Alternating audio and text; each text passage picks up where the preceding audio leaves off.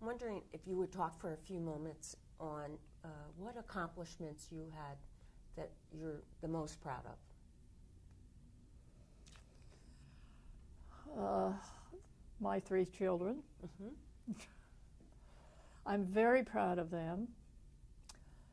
I have 2 sons and a daughter, and they are, of course, adults today. And we have a wonderful relationship, and I think they are just fabulous people, and I'm very proud to be their mother. Professionally, most of my achievements have been, well, they've been twofold. They have been in the university setting where I have tried to be very close to students and faculty and to help them develop along the lines that they choose to develop. In a more formal way, my accomplishments have been in the area of credentialing, and I've been able to make those contributions on a worldwide basis. Credentialing, as you probably know, has to do with setting and implementing standards for the profession. And we do it through individuals and through institutions. So we have the certification of individuals, the licensure of individuals, those are credentials.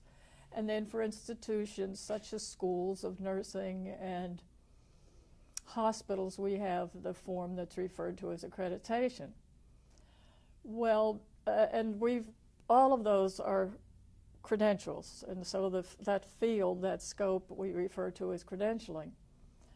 I was able first to make a contribution nationally as chairperson of a committee that developed a whole framework for looking at, understanding, and developing the influence of credentialing in the United States.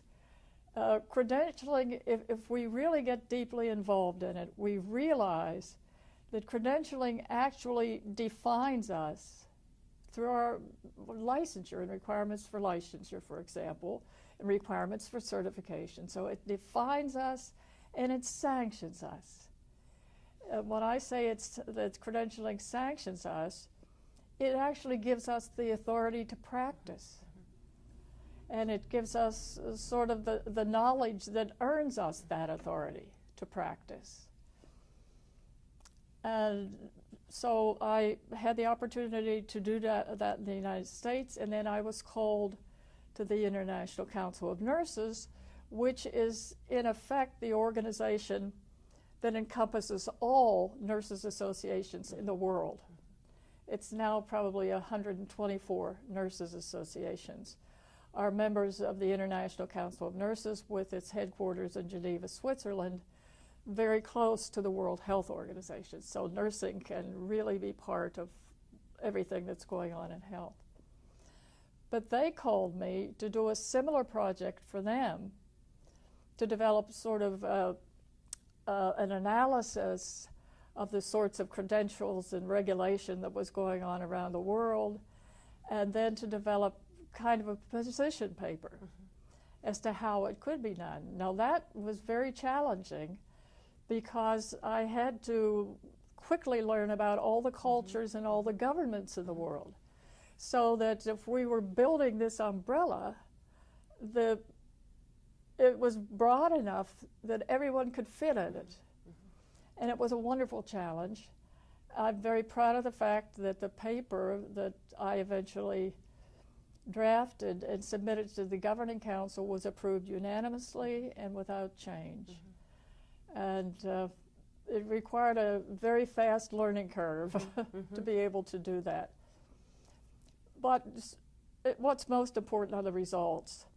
That framework for regulation or credentialing was taken to regional workshops.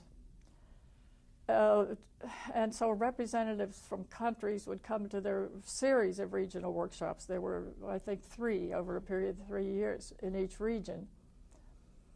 And the representatives from the nurses associations would come, they would study the paper, they would discuss it, interact about it, and then they would set up a project in their country to change their system. Because in fact, many countries at that time had no system of regulation. Therefore, nurses had no authority, or they had virtually no authority, and no definition. And so there were many, many countries that either changed or developed for the first time the regulatory system. And I'm very proud of that. Wonderful.